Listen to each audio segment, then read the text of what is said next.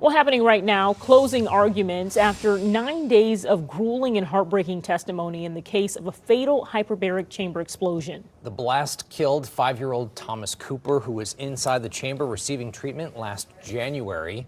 4 people from the Oxford Center in Troy are charged, including former CEO Tamala Peterson. Just today, Attorney General Dana Nessel added 9 new counts of health care fraud against Peterson. 7 News Detroit reporter Carly Petrus is in the newsroom with the latest developments coming out of the courtroom right now. Carly. Well, Mike and Whitney, the big question people are hoping to get answered today, will this case head to trial or not?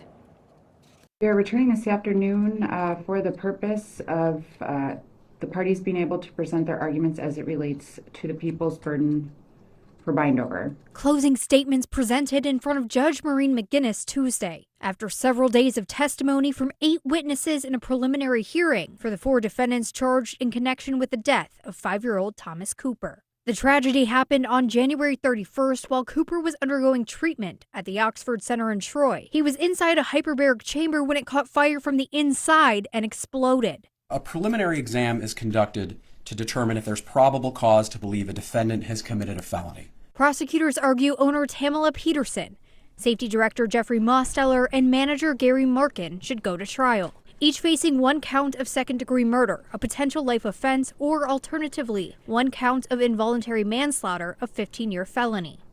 Your Honor, part of the people's overarching theme in this case is what I can only really describe as the continuing and increasing disregard for safety standards as it relates to hyperbaric treatment. As for Alita Moffett, the operator of the hyperbaric chamber, she is being charged with 1 count of involuntary manslaughter and 1 count of medical records, intentionally placing false information on chart. Prosecutors believe she should go to trial as well. She was the person who put Thomas into that chamber.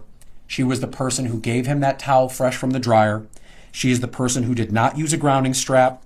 And she is the person who did not check to see if he was grounded prior to his treatment as required by the NFPA 99 and also the Seacrest manual. All 4 separate defense attorneys followed with their closing arguments. A tragedy occurred. A young boy was killed. Someone had to pay. Public opinion said someone had to pay.